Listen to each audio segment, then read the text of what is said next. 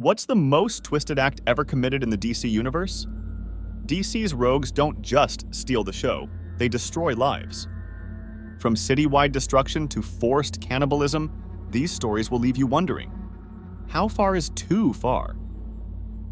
Known for its willingness to explore darker themes, DC Comics crafts narratives that allow its villains to be truly menacing and morally reprehensible.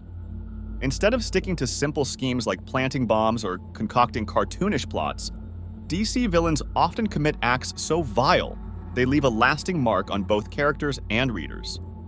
Batman's infamous Rogues Gallery alone poses a significant threat to the entire DC universe. But the broader landscape of villains features even more sinister figures who've committed atrocities that can leave anyone stunned. Let's begin with one of the Joker's most memorable and horrific acts, his torment of the Gordon family.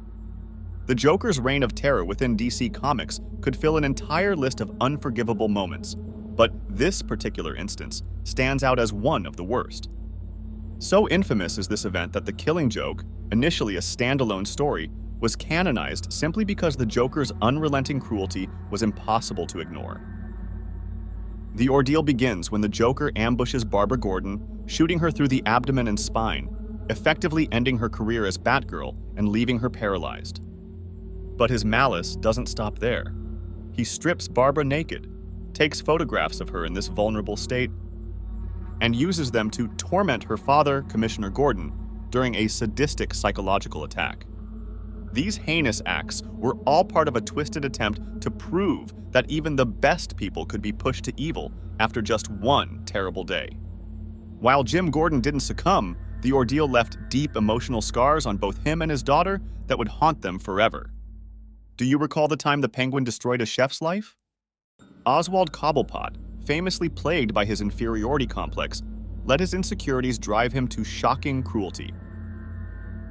While dining at Le Fou Frog with his new flame, Violet, the Penguin overheard the chef chuckle as he professed his love for her, and he took it as a personal insult. Whether the chef's laughter was directed at him or not didn't matter. Cobblepot decided it was enough justification to unleash his full wrath. In a matter of days, the Penguin purchased the building, shut down the restaurant, fired its staff, deported the chef's girlfriend to Romania, and framed the chef's best friend for serious crimes. But he didn't stop there. The chef suddenly found himself living next to an unbearably noisy neighbor, his church overrun by bees, and his favorite park demolished. To make matters worse, the recovering alcoholic had to deal with a 24-hour liquor store conveniently opening across the street. Overwhelmed by these relentless attacks, the chef tragically took his own life within 2 months. The Penguin laughed as he read the obituary, clipping it for his scrapbook like a trophy. And who could ever forget the horrifying moment Black Mask forced Catwoman's sister to eat her brother? Here, Black Mask decides that Selina Kyle has interfered with his criminal empire one too many times. When Roman Sionis loses his temper, he doesn't settle for simple revenge. He goes for outright cruelty. Determined to strike at Catwoman and exact his revenge, he kidnaps Selina's sister Maggie and her husband Simon. But for Black Mask, torture is never just about inflicting physical harm. It's far more grotesque. With a twisted sense of sadism rooted in his dark origins, Sionis carves out Simon's eye and forces Maggie to eat it as part of her torment. Though Catwoman arrives in time to rescue her sister and even takes Black Mask's life, Maggie is left so broken by the experience that freedom offers her little solace. One of the most chilling moments was the Joker's bombing of a school. After escaping Arkham Asylum, the Joker crosses paths with Maxie Zeus, a bizarre yet pitiable villain who is essentially a history professor consumed by Greek mythology. Zeus has fully embraced his delusion, embodying Greek gods in every facet of his identity. Before his imprisonment, the Joker had given Maxie the resources and chemicals needed to Jokerize random Gotham citizens as part of an elaborate April Fool's Day prank aimed at Batman. Instead, Maxie deviates from the Joker's chaotic plan, using the funds to build a public school while cementing his role as Gotham's newest crime boss. Displeased with Maxie's actions, the Joker, upon regaining his freedom, sets out to ensure Maxie pays a heavy price for betraying his vision. The Joker executes his revenge by detonating the schools while there's still children inside. When the Joker retaliates against someone who crosses him, it's never just an act of vengeance. It's a performance, complete with his maniacal laughter and a grin as he escapes the mayhem he's caused. Remember the time the Riddler poisoned Kite Man's son for spying? In the War of Jokes and Riddles arc from Tom King's Batman run, readers were given a glimpse into the beginnings of the Joker and Riddler's bitter rivalry, which also defined their connection to Batman. This storyline also introduced a devastating origin story for Kite Man. Charles Chuck Brown was recruited by the Joker to infiltrate the Riddler's crew and act as a spy.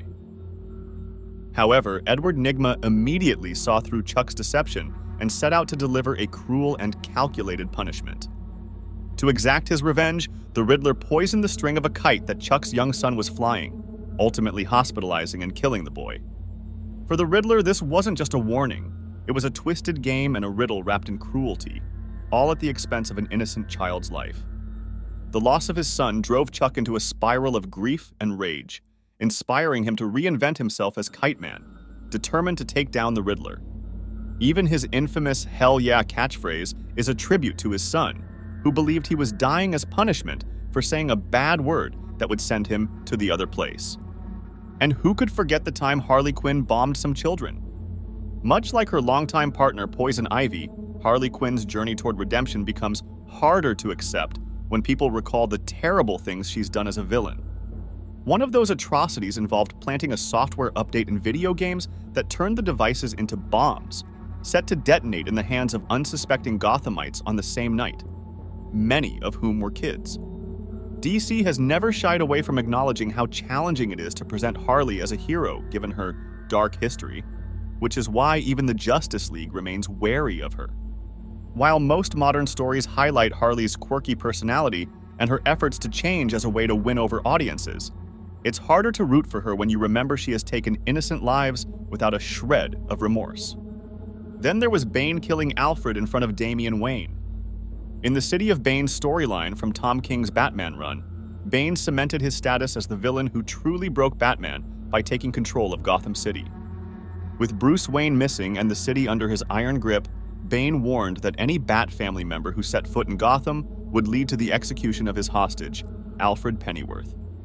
Defiant as ever, Robin ignored that threat, and when Flashpoint Batman Thomas Wayne captured him, Damian Wayne was forced to watch as Bane cruelly snapped Alfred's neck right in front of him.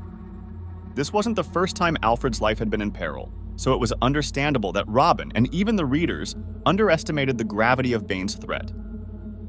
But Damian learned the truth in the most devastating way imaginable. It was bad enough that the moral center of the Bat family was killed, but the cold-hearted decision to do it in front of its youngest member to send a message made it infinitely worse.